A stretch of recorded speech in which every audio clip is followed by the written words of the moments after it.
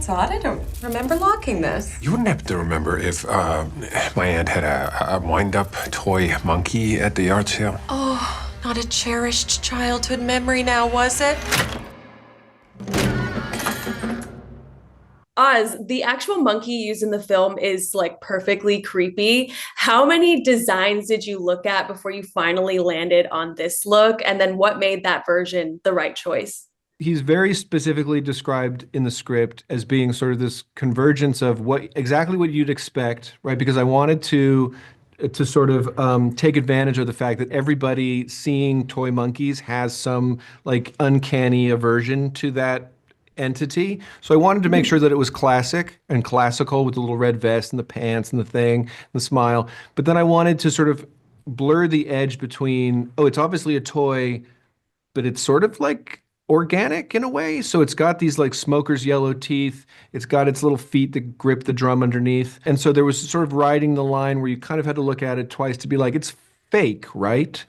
Yeah. And once that was communicated to the really brilliant concept artist, I think we kind of got it on one try. I mean, I know that sounds sort of Wow. punk, but I think we did. We're that good. I mean, if it's punk, like you're a punk, so you nailed it. Theo, Thanks. what was your reaction when you first saw the doll? It was kind of exactly as I imagined it in a way. I mean, the kind of organic elements were nice touches, which made it feel very real. It's heavier than I thought it would be, larger. And I think there's something interesting about, our relationships to kind of primates, primate toys, because we think we're similar to monkey evolutionarily, but then they're animals. So there's something kind of, you know, you can't quite get your hand on in terms of the danger of them, It's but quite off-putting, isn't it? it is a little off. Thank It you for helping me there. Quite, quite. But it moved and reacted. You know, it's animatronic, so there was someone moving its arms, its teeth, it smiled, which usually you have to do that with a tennis ball. So it was kind of ideal. Well, I loved it. Now, Theo, I did have to look up and see if you were a Gemini because you played the twins so well. How did you go about comparing, or can you compare how you approached them differently and how you went about that? What would a Gemini mean? Well, a Twins. Gemini is like Twins, do sorry. two personalities, Oh, you two know? personalities. Yes, You of course. nailed it. Oh, I see. Thank you. They were, the writing, they were distinct. Just good writing. But for me, I have to, I have to come in on the day, kind of in the headspace of that character, because I find it hard to, you know, kind of flip on the button, if that makes sense. So if it's a day where it's Hal, then I would be the more measured version of myself and find the pieces of myself in Hal that I would kind of empathize with. When it's Bill, then I can kind of let my hair down, as it were, and I come in more audaciously. So it starts from there, but also the idea of two brothers who are completely different comes a little bit from my family. My sister has identical twins, and they look very similar, but they are completely different people. So I had a kind of touch point with that. And it's true, on days when he would come to work as Hal, it was a little bit like, you okay, man? You all right? And on days when he would come to work as Bill, it'd be like, keep that dude away from me. He's going to try to lick me or something. Which I did, obviously. Obviously. Now, Oz, how did you go about choosing the manner of deaths in this film? Because it's a wide range. And then were there any ideas that ultimately didn't make it because maybe like a line had to be drawn? There was certainly no line ever drawn. I mean, maybe practicality of how to actually do something with time and money, sort of budget and schedule makes everything hard on all movies, regardless of the size of the movie.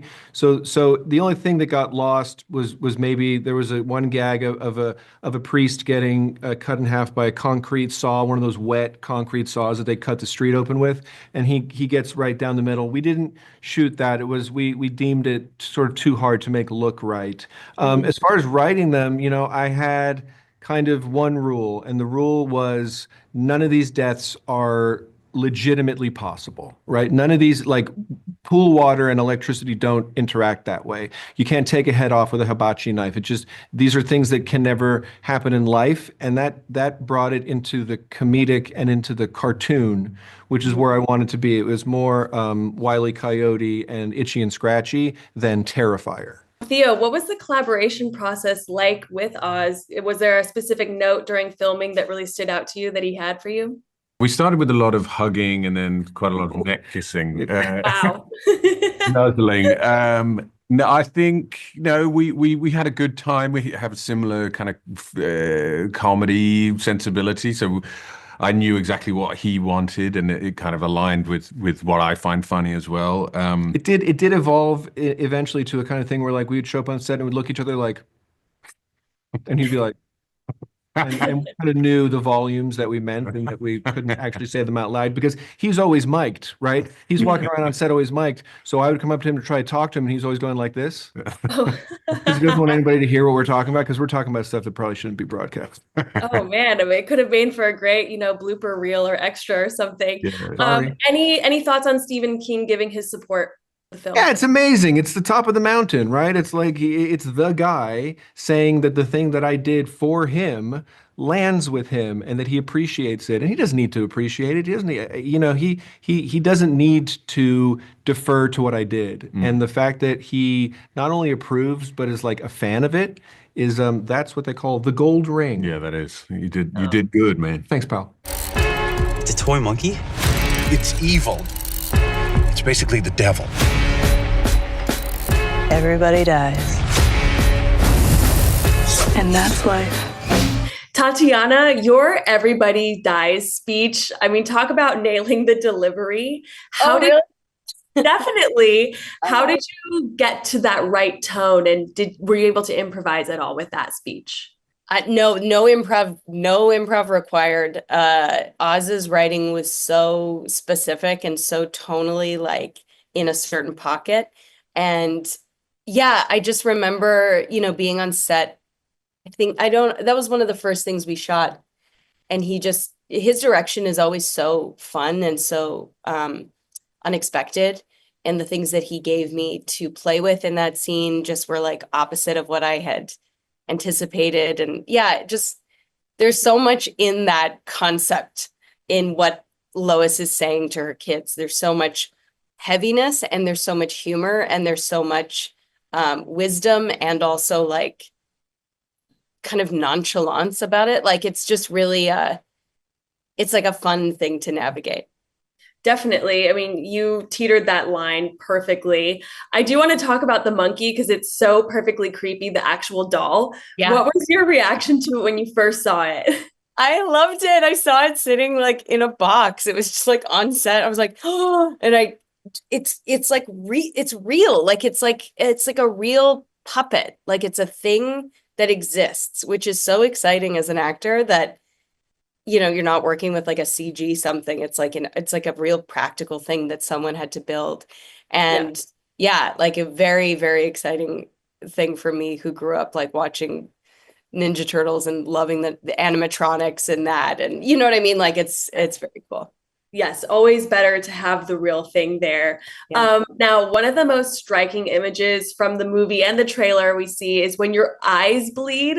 That was so intense. Was that always the intention to be that intense with that scene? And what was it like to shoot that? So fun. That scene feels like a classic horror scene. Like when I was doing it, I was like, oh, this is like, this is like in a series of these kinds of like scenes where you don't expect something and then the jump scare. But yeah, it was like a great combo of practical and special effects, which is always, again, like an exciting thing to do as an actor where you kind of have to imagine what's happening, but you also have some element of it that it's actually physically there with you. Yeah. And again, it's just like nightmare stuff. How fun to be in the nightmare instead of having the nightmare. Totally. So did you have you had like physical tears or dye? Like, how did that feel in your eyes? I mean, I've done so much like eye stuff on, there's, like contact lenses or whatever, where they like, you can't see or you're like seeing red all day or whatever. Yeah. I used to do a lot more horror. So I feel like I was like, I think I was a zombie very briefly in a George Romero movie. And I remember that eye being a real thing. Yeah. Really, I love it. Okay, now Christian Convery plays your twin sons. What were your impressions of him and how he handled portraying two different people? He's astonishing. He's such a good actor. he's so funny. He's so dexterous with character. Like he really, for like a kid, ostensibly, he has such like knowledge about how people are and how they are different from each other, how, he's like delineated these two completely different guys. And you can see that resonance in like Theo's performance too. Like the two of them have, I still refer to Christian as twins. Like I still think of him as twins because he was so, so good. Oh, I love that. And lastly, what was the most shocking death that you saw when you watched the movie? There's a death, the realtor, Yes. who's, So good. who's my friend from when I was 7. Oh my We've God. been best friends since we were like 7 and 9. And so that was shocking to me.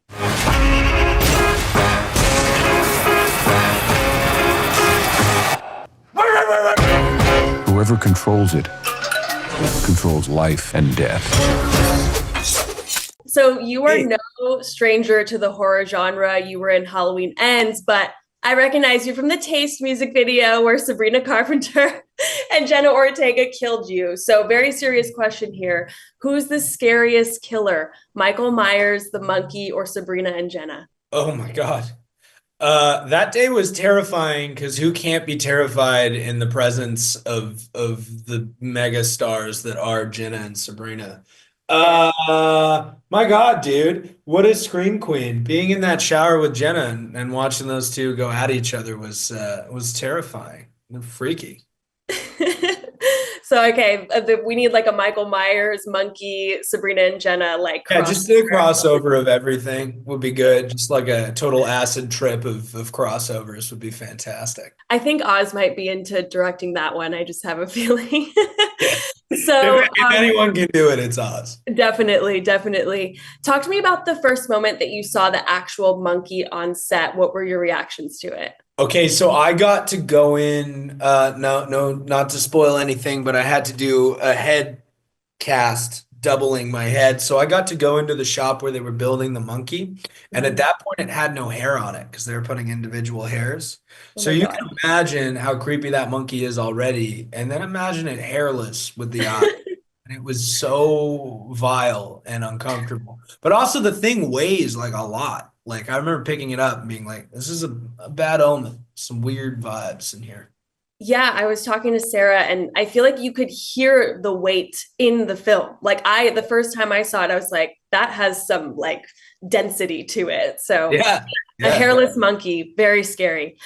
So your character Ricky, he gives, the classic late 80s, 90s kind of vibe with his style. Did you have any input to the look of Ricky or maybe a favorite part of his look and feel? Yeah, I feel like I rolled up like at this point long legs hadn't come out, but a quick shout out to like hair, makeup, and wardrobe team that Osgood hires. They're like young, really cool cats, and I just let them go crazy. And there's the look that I have in this movie when I put on that wig, I knew exactly who the character was, and me and Oz had this thing on set where before a take we would just go and mimic the hair getting out of our eyes. And it really set the playing field for humor and messing around. So That's funny. It's one of my favorite movies I've done for sort of like costume and stuff like that. When I was a kid, my twin brother and I found something that loved to kill. I did everything I could to make it go away. But it had other plans. Christian, how did you go about making the twins you play feel different? And did you get to collaborate with Theo at all to sort of compare performances? First of all, great to talk to you. But yeah, getting to play these two completely polar opposite characters, like literally heads and tails, it was one of my biggest dreams because I've always wanted to play two characters, and I'm sure many other actors would. So I'm very grateful that I got to be able to play this role and get this opportunity. And yeah, collaborating with Oz Perkins and Theo James, we made sure all our visions aligned and we nuanced and gave our characters traits accordingly. And I think after a lot of hard work and dedication, we managed to make these characters to what they are now. And I'm so grateful that I got to be part of this collaborative journey. That's so awesome. I love to hear that. Let's talk about the first moment you saw the actual monkey doll on set. What were your first reactions? I was fascinated by it. I actually didn't expect it to be so big, which is really cool. Yeah. And it's animatronic, so and that took me by surprise. I thought they were gonna animate it, so when I saw like the arm go up and like the drumstick start spinning, I was like, "Oh, we are making a movie here, guys." Yeah, you're gonna see that on the screen. It's just such a menacing and ominous obelisk of destruction and hate and killing. And yeah, when I saw those nasty black gums on the teeth of the monkey, it was like, ooh, we killed it here, guys. So yeah, props to the art team, set deck, they killed it. Absolutely. All right. How about maybe the most shocking death that you saw on screen when you finally watched the movie? Which one really got you? There are countless deaths in this movie. Like, I don't know, I'd have to guess like 50 or something. It is a bloodbath, and I think there are very much iconic deaths throughout this movie, and one that really sets the tone and sticks with you is at the hibachi grill when the chef's just clanging those knives and it's the close-ups on everyone's faces and it's building and then the drumstick slams down, her head's just chopped off and rolls onto the grill. It's iconic. It sets the tone for the movie, and now you're like, oh wow, I know what I'm getting into. So I mean, that's exactly how I felt when I watched it. I was like, okay, I understand what's going on now. I can have fun. So I love that. Osgood nailed it perfectly. What was it like having Tatiana play your mom? Tatiana, she is so lovely. She is amazing. She is such a kind, giving human, first of all. I gotta say that. She is so kind. And she's also an extremely talented actor. And the way that she works on set is super collaborative. And, she's always like, hey, Christian, how do you feel about this? And, vice versa. And I love how she delivers her lines differently throughout each take and each scene, because it really allows you to try new things and see how it meshes within the script and the nature of the movie. Mm-hmm. So Tatiana's diversity within her character and delivering of her lines just really made it such an amazing experience. She is so talented. Definitely. You guys had that connection. You could see it. So we noticed that you've actually been in 2 animal horror films. We have Cocaine Bear and now, of course, The Monkey. So if you're going to do another animal horror film, like which animal would you want it to be? Give me a little log line. There are a lot of scary animals out there. Like, hippos. Imagine being charged by a hippo. Like, that right They're there. the most dangerous animal. I know. Their bite force is just diabolical. It's insane. And they can run really fast too. So that would be a very scary one. But in the meantime, I have no clue because, acting right now, there's a lot of people in the industry and there's so many talented writers, and I'm just looking forward to whatever comes my way. And hey, if I'm doing a trio of animal horror films, I'd hope it wasn't a hippo, because that would very much scare me. So. I love it. Someone's going to be writing the script already and they'll be sent your way. Targeting me, like I'm going to make Christian scared of hippo. Specifically. A beast not from this earth. Hi, Sarah. You are literally on fire in this movie. Literally. How much of that was you versus the stunt double? And what was it like shooting that scene? Were there any mechanics or anything like that you had to follow? It was a technical scene. That, kind of a blueprint of technical aspects that I needed to follow.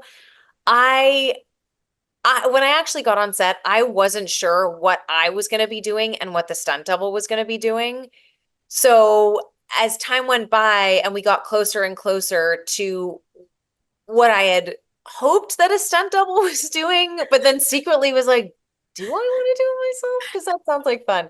I kept asking, so what's the plan for when when I'm actually on fire is that, and there was a stunt woman that did come in and take over the majority of it kind of once I leave the kitchen. But when I'm running around in the kitchen, I had this mechanism, this light mechanism that created the illusion, like the glow of fire on my face. So it kind of took me all the way up to leaving the house, and then our incredible stunt woman took over. Wow. I mean, even just the thought of that, like, did you flinch at all? Even though you knew it's like, I'm protected, but just the idea of the flames, was it scary? Totally scary. And I think they tried to actually do a very physical, I actually wasn't there when she did her stuff, and I don't think they actually had real flames, although they were hoping to. But I think they just decided for, safety wise and time wise that they would just put it in after. But I was, she was suited up, and her, she was bald and had all the, hair, the prosthetics, and she looked incredible, and it was terrifying. It was so good. What was the first moment that you saw the actual monkey on set, and what were your reactions to it? It was very strange because when you read the script and it's called the monkey and the monkey, and it's the through line all the way. And then to actually get there and you see it just sitting there, there is a very strange, it's not real. And yet, because all this is going around, you can't help but think, is there something? Is this I know happening? there's not, but is there something? Because it's like you're seeing a celebrity or something. You kind of can't believe your eyes. And what I was really blown away by was the weight of it. It was very heavy. It was much bigger than I thought, and it was very heavy. Yeah, I feel like you could tell that even watching the movie. Of course, you come from a very funny family, as we've all seen on Schitt's Creek. But tell me, how would the Levy family deal with the monkey and its curse? I don't even want to know. It would be disposed of so fast. No one would be doing anything themselves in this situation. It wouldn't be like, let's dig a hole. It would be call somebody who knows exactly what to do. I don't want to do this wrong. I don't know how to, get the professional in to know that it is gone for good. Yeah. And then any note from Oz that really stood out to you as a director? So many, but one of my biggest takeaways from him was just to really enjoy it and have fun with it. And there was such a sense of play on set. Nothing felt serious considering the subject matter. And everyone had such incredible things to say, cast and crew. They just gushed about him when I first got there, that the levity that he brought and the joy he brought to the set just kind of carried through, and it allowed actors to have fun and enjoy each moment. Definitely. It comes across. And then just if you could choose any other Stephen King story adaptation, new or a reboot, what would you want to join? I would love to join The Shining. Yes. I don't want it to be redone, but if it were to be redone, I would love to be a part of that. Okay, I see it now. We'll put it out in the universe, but I agree. It's so perfect. It doesn't need to be redone, but if it does, I'm rooting for you in it. I'll do it. I mean, I'll do it, but love it. It's back. It must be vanquished. Why don't you vanquish it, huh, Bill? We have been chosen to witness its power over life and death. When was the first moment you saw the monkey on set, and what were your reactions to it? It was a little bit of a scare, to be honest. First off, it's huge. Like, it's way bigger than it looks like in the movie, and it's like 40 pounds. But the first time I saw it on set, I was expecting like lunch. This guy walked up to me with this box to show me it, and he lifted the lid, and I was like really taken aback. I was kind of horrified. I mean, its face is, first off, like really striking, of course. Yeah. I think I was expecting like a ham sandwich. I was expecting food because I was hungry. And then this guy walks up to me with um the monkey. So it was definitely um a scarier introduction than it needed to be, I think. Definitely. Probably lost your appetite for the sandwich. A little bit, yeah. Love it. Now, your father-son relationship with Theo's character in the movie is really the heart of the movie. So what was it like creating that relationship and bond on set? He was a really great actor. And when I first get on sets, my first what I try to do at first is try to like figure out like what the other actor's method is, because I don't want to like mess with their space if they have to like get in character. So I saw his difference in demeanor between his two characters, and so I figured he was like, okay, this guy's like a serious method actor. I'll just avoid him. And so for a little while, we first started filming, I didn't talk to him at all, because I didn't want to mess with him. I didn't want to mess with the space. And then during lunch, at some point, he randomly starts talking to me about like Brazilian jiu-jitsu, um, and if I was like interested in martial arts. Um, and I was like, oh, this guy's like he's capable of having a conversation. And so from there, we were really close and had a lot of conversations off camera. But but I was definitely a little taken aback at first. Yeah. Yeah. I mean, it probably related to, the distance between your characters in the movie and in real life. What death scene shocked you the most when you watched it? And did it match up with maybe it being just as shocking on set? So I was actually surprised. There was a lot more on-set special effects than I was expecting. Um, like for example, they had like I thought a lot more of it would be like CGI and whatnot.